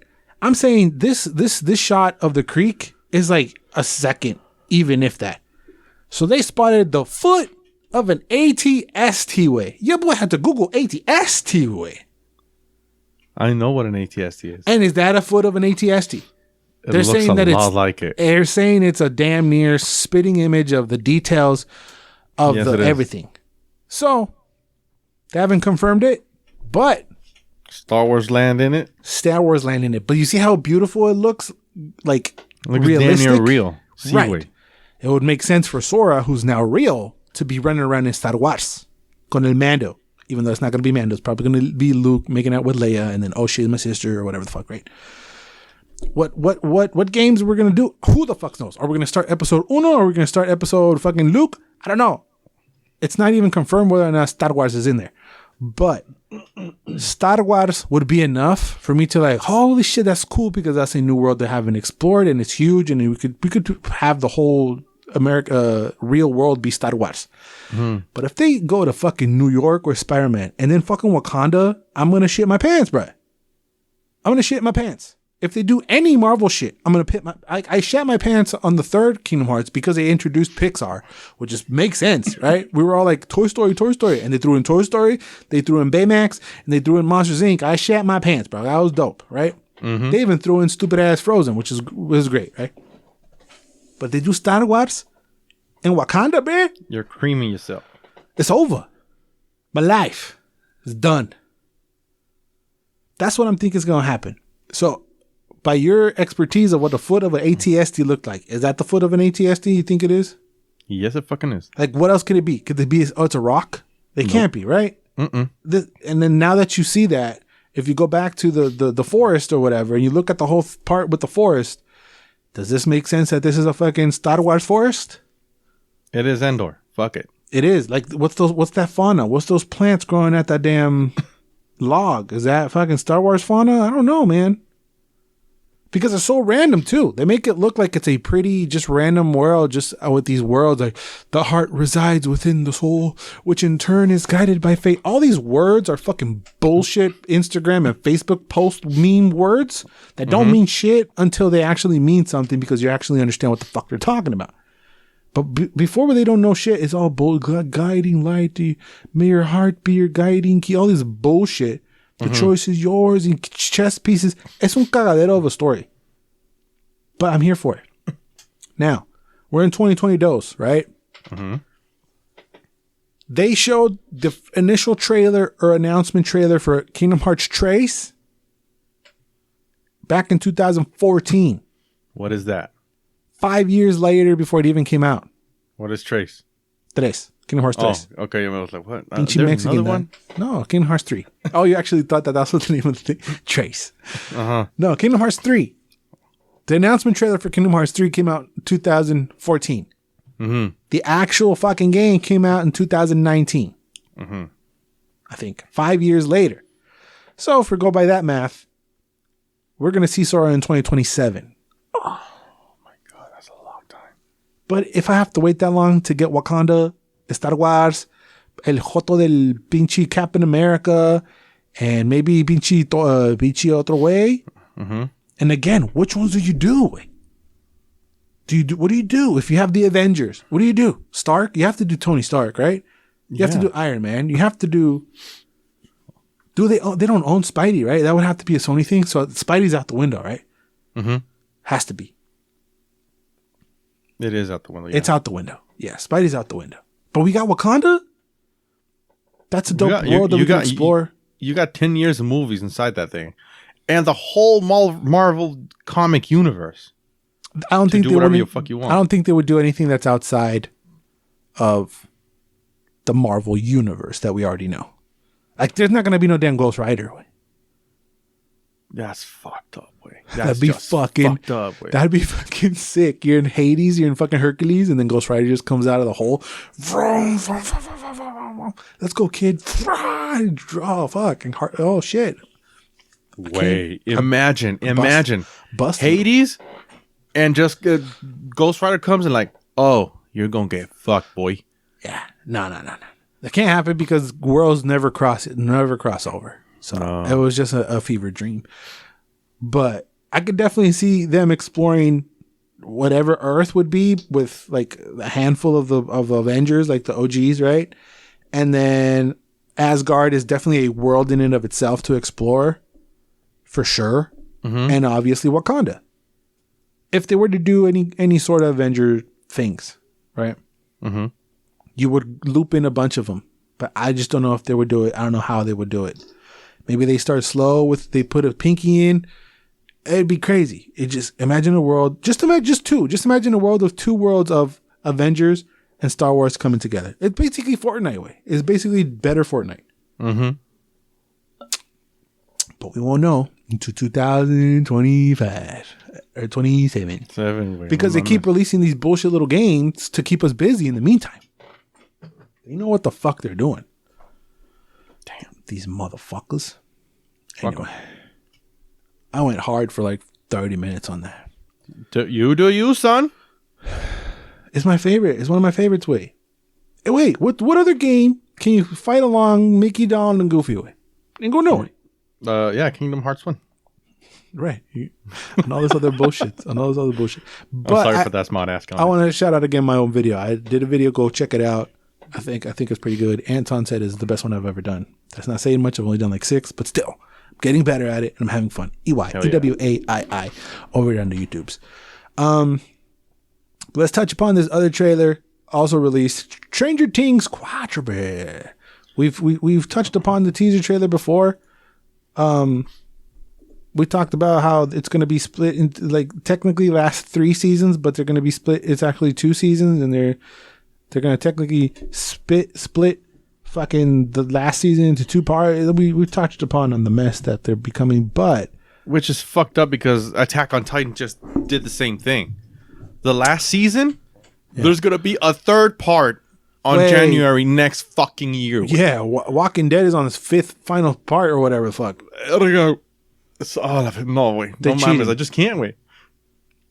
That's stretching the shit. Anime's different though. How many seasons are there in Attack on Titan? A few? 4? There are 5, but 5 is for anime ain't shit.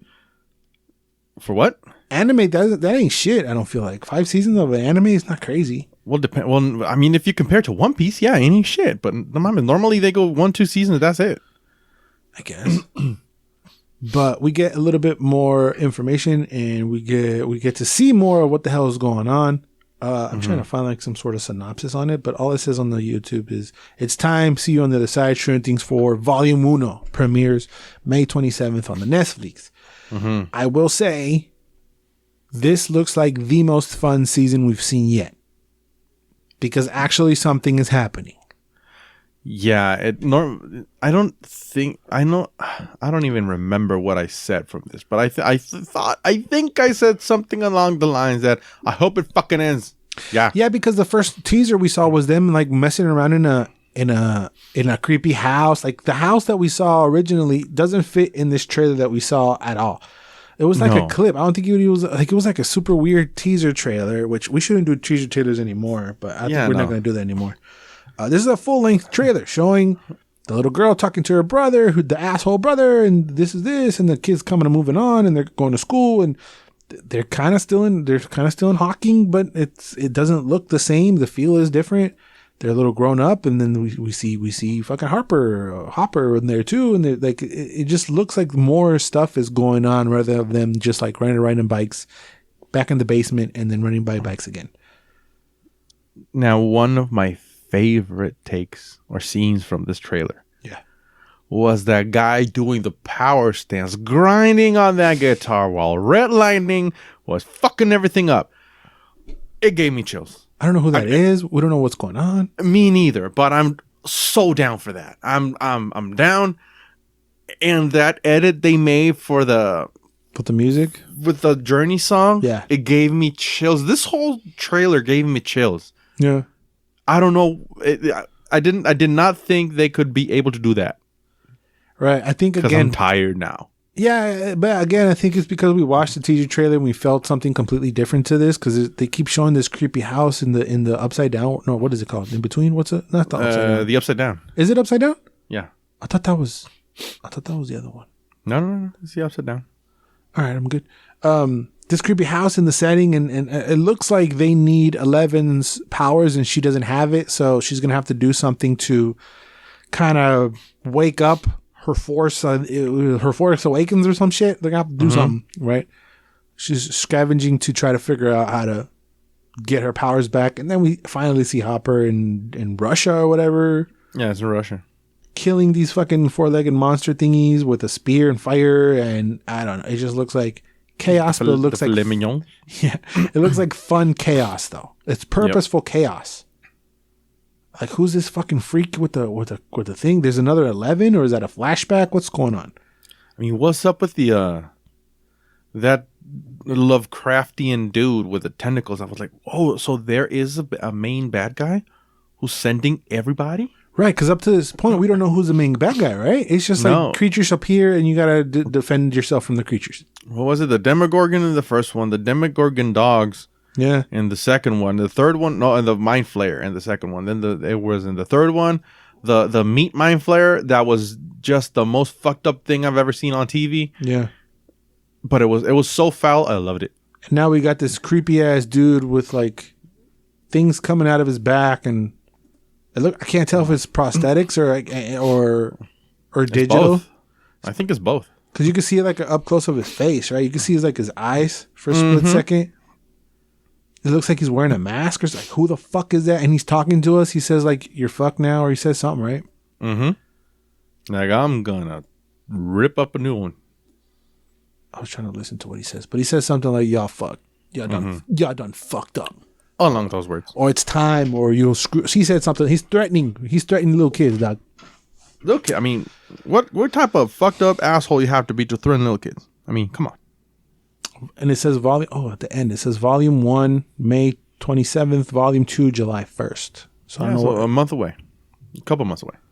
But, you have all of June. Okay, but did we say that each was going to be like a season? So it's going to be like split in 2 seasons then? Is that what we said? I think so, yeah. Confusing. So it's technically like 4 seasons, and if they're going to do the same thing with the last one. Mm-hmm. It's wild, but we're not doing no more stupid teasers anymore. No. I hated them. I always hated them. I've always hated them for this reason. Because you see them all, and then your fucking opinion changes each time you see a different one. Because they show you what they want you to see, and then they show you a dope-ass trailer actually showing you stuff. It's like, oh, okay, I understand what's going on, but the teaser, you have to like, this looks stupid and boring. Mm-hmm. So you watch it, I think you were like not excited on it, but now you sound like you're a day one. Oh, I'm day one, yes. I was completely out of the thing with the first teaser. I was like, you know what? Fuck you, I'm going to watch it, but I'm going to watch it just because I have to. Mm-hmm. And right now, I want to. You the downest. Oh, fuck yeah. Yeah, we might have to drop a review on that one. It sounds like it's going to be pretty lit. Mm-hmm. It's going to be pretty lit. All right, bro, you made me save it to the end. We're going to see if this fucks up the rest of the pod. We got recommendations, and I have also a little review towards the end. Okay. T's and P's and RIPs, bruh. Okay. You know about this one? No. Oh, shit, really? Really? T's and P's and RIPs to the legendary comedian known for his stand-up and for his distinct voice work for Disney. Gilbert Gottfried has passed away at the age of 67. Shit! After battling with long-term illness. Bro, you gotta like step your pussy up, man. You don't want to know shit. It's been God damn. Okay, what the fuck happened to this guy? He was battling. He had a long-term illness. Exactly what it was, I'm not sure. But he passed away at the age of 67. Mm-hmm. Everybody in our age group obviously knows and recognizes him as Aladdin, and all the way up until recently, he was the Affleck Duck as well. Mm-hmm. But he was a beast comic too. I think he was really, really dirty. I have to go back and check some of his work back then. But he started as a stand-up. Yeah, and I don't know his stand-up, but what I've heard, he's a beast. But the most recognizable aspect of that man was his voice. And I think his voice was fake too. Are you serious right now? I think. You've got to be. I don't want to slander. Kidding me. I don't want to slander. But I think it is. I think I remember seeing a video of him like talking normal. I remember him on the roast. Do you remember him on the roast? No. Like the celebrity roast where he's Charlie Sheen or whatever. He appeared in a few of those. It was great. I typed apparently he sent a message to Howard Stern through his voicemails, and it was like a normal voice. Oh my god. You're just shattering my childhood. Right? I know, it's fucking Yago, man. I think he's also in Kingdom Hearts, bringing it back. I wouldn't put it past him.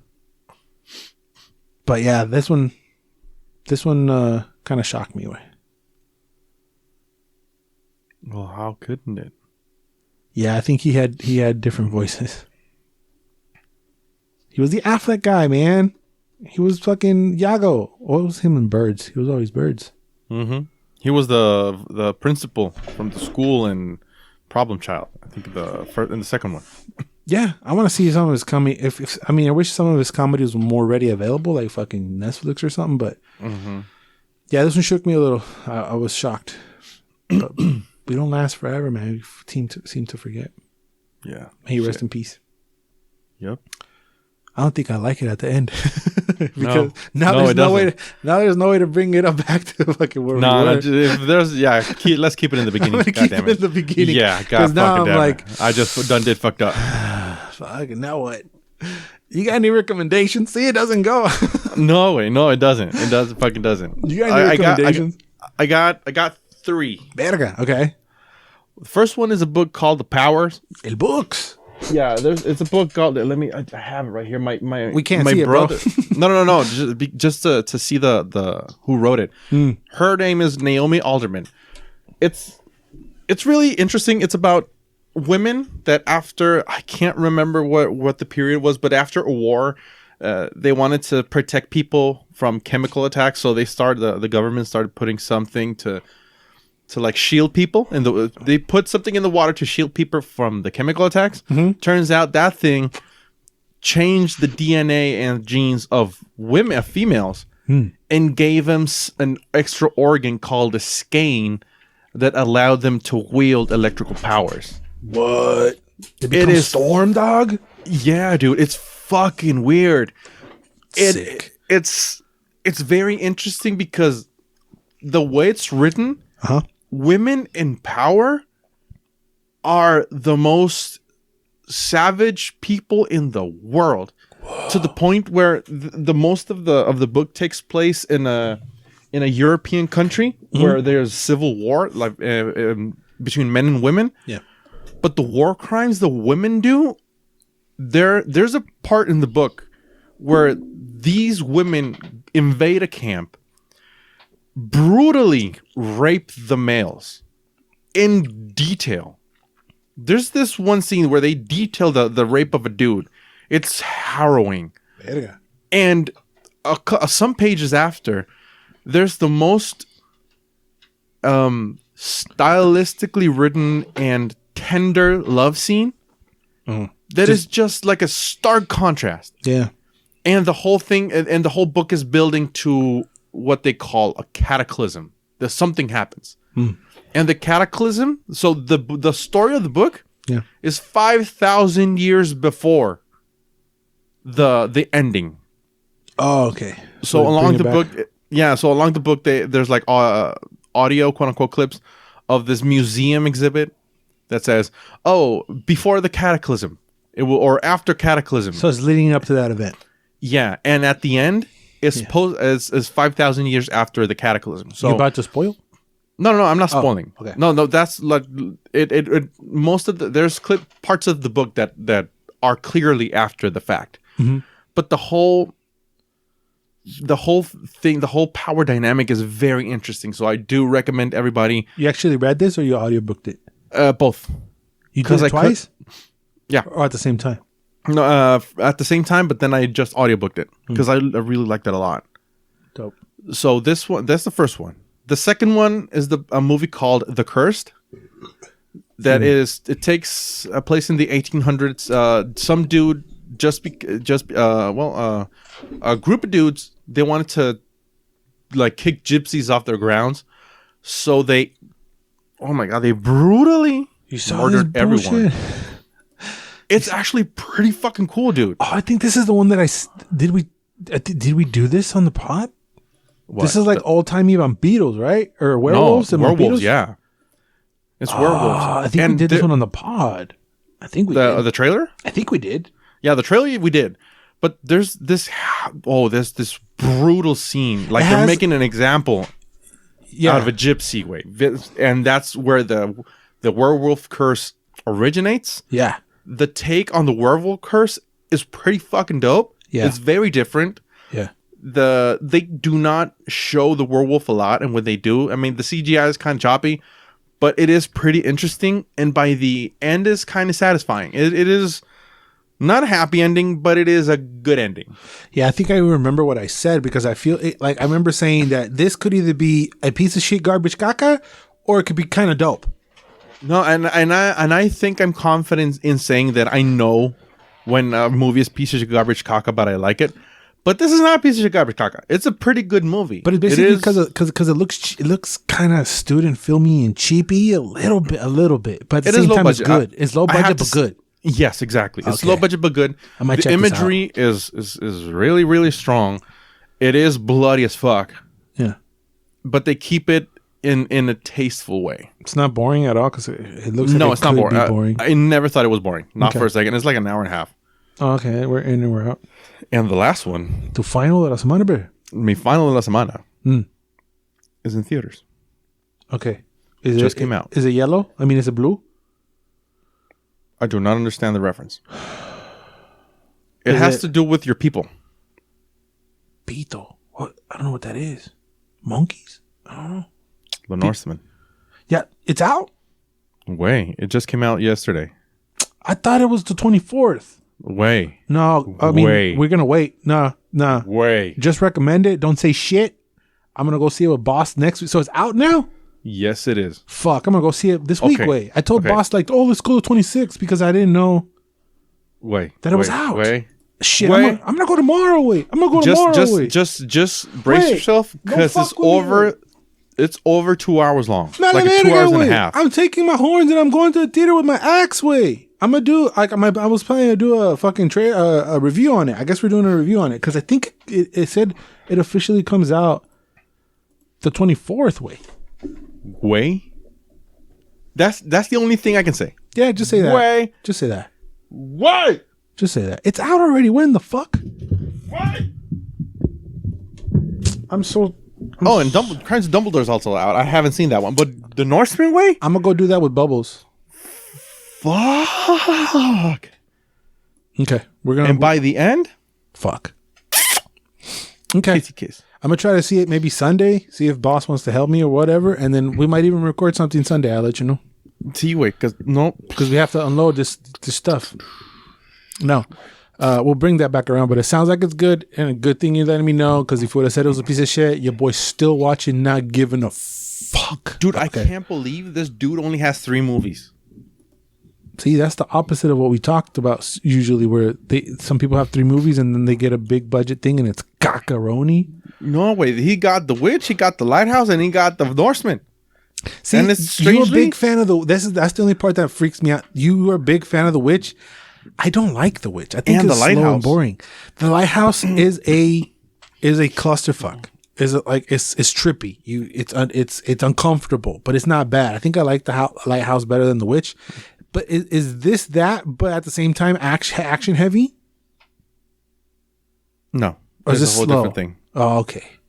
Pito. Okay, now I'm a little scared about it, but I'm still gonna watch it. We might talk about it You're gonna fucking love it, on a review. I'm gonna try to get that out as soon as possible. Maybe by next time of the week of the list, instead of whatever's coming out for the list.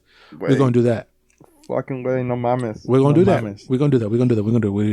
I'm gonna try to do that. I'm gonna spoil something. No, it's good. My handful of recommendations are The Bubble. I mean, this is not as close as intellectual as Felix went into, but y'all remember The Bubble? Oh hell yeah! Where they're making a movie on Netflix. Mm-hmm. It's very, very, very pandy heavy, and how paranoid we were at the beginning of the pandy, with no hugging and shit, and 2 weeks quarantine. And hopefully we can look back at this time and still think of it as a wild time, and it's not like the norm anymore, which it kind of feels like it's already becoming that. So I like that. It's very cheeky, and it's kind of classic parody movie vibes. I really, really miss parody movie vibes, like the Austin Powers and the scary movies. We don't have a whole lot of those anymore. This kind of feels like that, but its take is on the bullshit of Hollywood and how people just lie to actors, of how much ass kissing is involved. Each character has, like, the cast is great. There's douchebag characters. There's, people trying to fuck when they're not supposed to. There's a ditzy TikTok influencer. But the movie that they're making in the movie is kind of like Fast and Furious meets Jurassic Park. Mm-hmm. with like crazy animals and crazy dinosaurs and shit. But I thought it was okay. I thought it was enjoyable. I don't know why it has a 4.7 out of 10. A la verga, güey. That's low. It's really low. It's probably the lowest one. I think I thought it was. I chuckled away because I understand what they were going for. I understand what they were doing, poking fun at Hollywood and how bullshit it is. So we got Karen Gillan, Rob Delaney, Leslie Mann, of course, Iris Apatow. So you remember like one of the OG Apatow movies with the little itty bitty baby girl talking shit? That's her all grown up now, which is wild. She's cute. Pedro Pascal, Keegan-Michael Key, and a handful of others. But like every Apatow movie, it goes like 20 to 30 minutes too long. Mm-hmm. You know, how I don't know why he does that, where you just cut to the chase a little faster. It would help out the fucking movie. Mm-hmm. But it's like over 2 hours where it shouldn't be. You know, it should be an hour 30. You're in and you're out. I don't know why it's so rated though low. I mean, it's una mamada, güey. It's una pendejada de movie. It's stupid, it's goofy, and it's whatever, right? Mm-hmm. So, internet doesn't seem to want you to watch it, but I recommend it. Pop it in a stupid Sunday. You have nothing to do. It's a good one of those. Okay. And finally, this was also in theaters, and why I said blue. Fucking Sonic 2, amigo. Oh, yeah. Yes. You watched it? Yes. Is it good? No, I haven't. It's I watched a lot of stuff. Almost kind of copy paste of the first one a little bit. Hella pop culture references. They use a lot of popular music. The Sonic stuff and references to the Sonic universe and the Sonic franchise are awesome. Of course, I love it. It's the greatest shit ever. Right? I love it. It's fantastic. But there's some parts of the movie that go away from that, and that it's not what I'm here for. Okay. I just didn't care. And they showed a lot of it for a while there. Like there's like it might have been only 5 minutes, but it felt like 20 to 30 minutes of no Sonic or Tails or any fucking cuddly character on screen. A la verga, güey. That's a long And I'm like, and not Jim Carrey either. If it was Jim Carrey, I'm good, right? No, it's this other shit. So, you remember homeboy El Cyclops and his girl, right? Or married or whatever. And she has a girl. I forget her name, but she was in a lot of like, I see her in a lot of like romantic comedies, sitcoms or rom-coms. I forget her name. She's really pretty. She's an African American lady. She's a black lady. Well, anyway, her sister is getting married to a guy, right? Okay. So homeboy and Mija fuck off to Hawaii and leave Sonic alone. That's where Jim Carrey comes back with Idris Elba, who I think he was my MVP, by the way. Idris, because he sounds like Idris, but he sounds like how I would imagine Sonic would, how Knuckles would sound like too. Like Tika Sumpter. She's great. Okay, yeah. But they focus a lot on her sister's wedding for like 10 to 15 minutes. Wait. Hey. Like the obvious thing that you thought was going to happen kind of happens, but then there's like a little side story between her and another character that it's not the main or the second or the third or the fourth or the fifth or the sixth or the seventh character down the line that I just didn't care for. Right? Like I don't know if they felt the need to give them a moment to shine. There's a whole chunk of the movie I would have, not a chunk, but like a scene that develops that I would have taken out completely. Okay. It just felt forced, I think. I did not like that part. But all the Sonic stuff, him sliding down the mountain is like, you know, Sonic Riders vibes and punching and the running and the thing and the thang.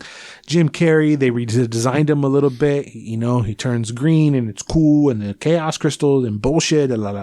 They set up stuff possibly in the future.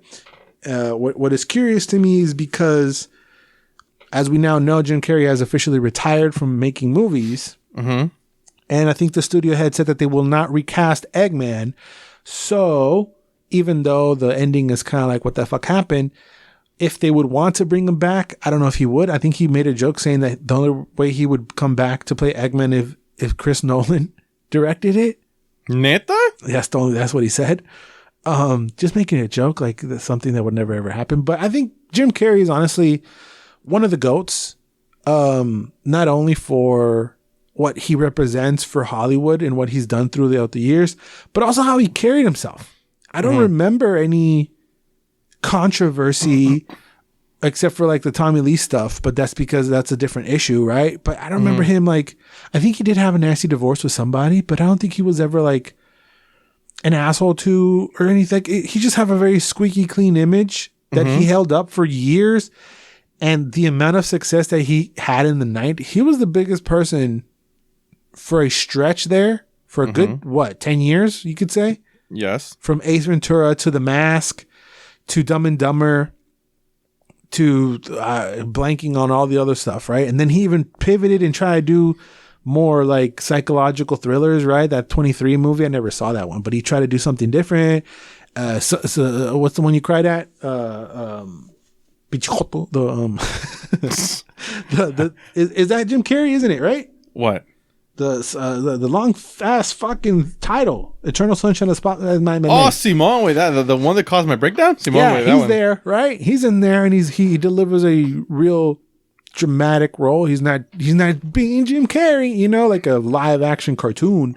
But he just went through all the phases of up and down, and he's level, right? And the one interview I said, and he's like, I have enough, right? I don't need anything else. I'm good. I have enough. And a lot of actors don't get to that point in their career. And he said that he's had enough. He likes to dedicate his time to painting and just doing other things and other hobbies and other stuff. He's had enough. And it's glad, like it's happy as a fan that you can be like, all right, that's an awesome way to leave, right? And Sonic was arguably, I think it was one of his top openings of all time. Okay. And that's saying something. Jim Carrey, wait, fucking Sonic is a top shit open of all time. Sonic broke all the gaming records of the movie gaming records, right? Movies that are game properties. It broke all those, right? I can say that those two movies are the best gaming movies out there from gaming properties. Easy.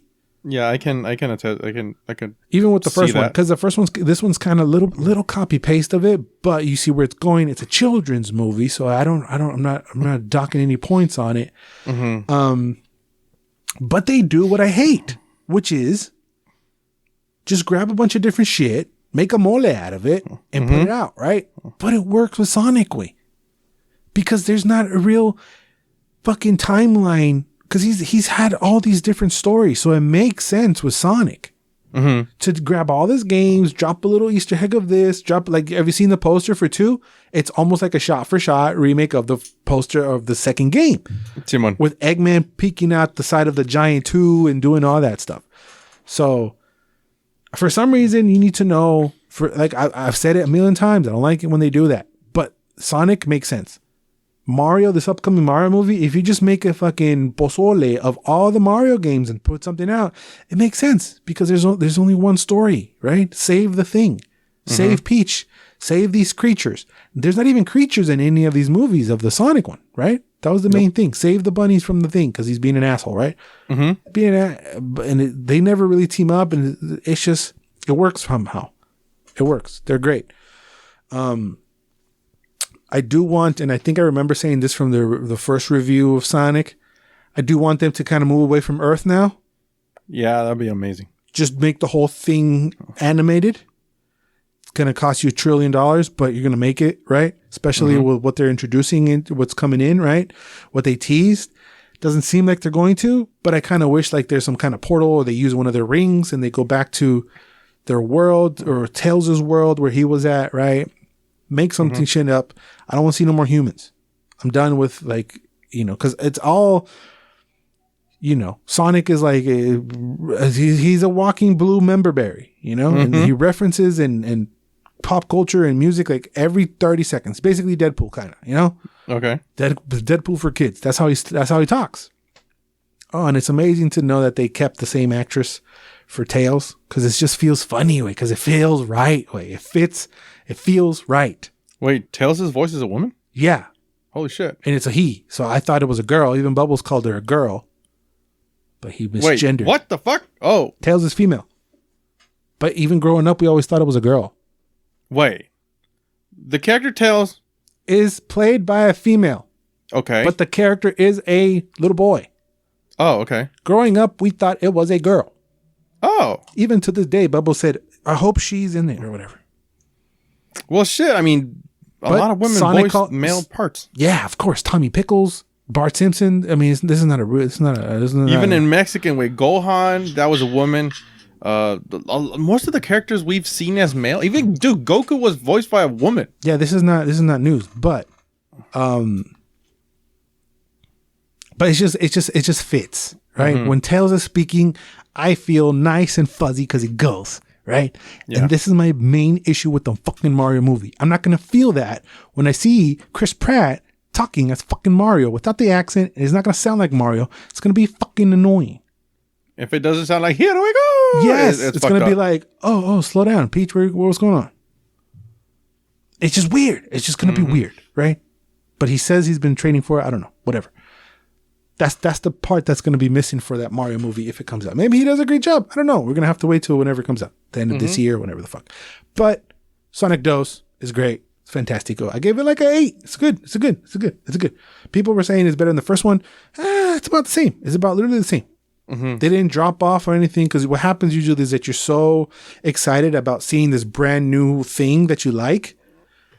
So a lot of your score goes to there. So when you see this, the second one of the same thing, you don't have that same excitement of because you already know what Sonic looks like. You understand what I'm trying to say? Yeah. So it's a little different, but I think this did a good job of introducing Tails to make you feel those things of like, oh, look how cool Tails is. He's flying with the fucking tail, wey, la verga. And then next thing you know, Knuckles is out and he's like, oh, fucking Knuckles cool. And he's punching and they're fighting and it's cool. Sound like a fucking badass. Yeah. It's great. So MVP Knuckles? MVP Knuckles. Jim Carrey gets the honorary GOAT. He's a GOAT. He's one of the greatest of all time. Mm-hmm. Actor, comedian, whatever. Son of a stand-up is stupid. The fucking sketches he's done in Livid Color is just he's one of the GOATs. One of the GOATs. But yeah, all those recommendations. That was a lot. Yeah, a long one today, babe. Yeah. But thank you guys for hanging out. Hopefully, guys, you leave a comment down below what you guys thinking about anything we talked about today. Collecting. Have you seen Sonic? Are you going to or anything? Have you read the book that Felix is talking about? Should that be made in a movie? Can it be made in a movie? It sounds like a Hulu series to me. Amazing way. But they're gonna fuck it up, obviously. Anything and all thoughts down in the comments below. Make sure you follow me at Edward Prazes, Paurazes on the Insties. We also have a Facebook page where we have the Geeks vs. Joysticks page as well as the Instagram. On the audio realm with Geeks Listen Joysticks, make sure you like, follow, and write a little review. Say, yo, these guys suck, or whatever the fuck you want to say in there to boost our ratings there. It's a nice free way to help support the channel. I have a solo YouTube channel as well. Geeks, not Geeks Listen Joysticks, it's fucking EWAII, where I do gaming reviews. As I said before, I do all kinds of shit. I'm going to do N64, GameCube, retro, anything and all games I buy. I'm going to play and talk about it over there. The latest one is Kingdom Hearts Melody of Memory. Anton said it was good. He's the only one that's seen it, so he knows what's going on. Go and give that some love, support, subscribe over there. As well as my ghostly friend, Felix at Jafel91 on the Insties. Yeah. Am I forgetting anything? For the list, I don't know what we're doing. We might do El Norteño. The Northman.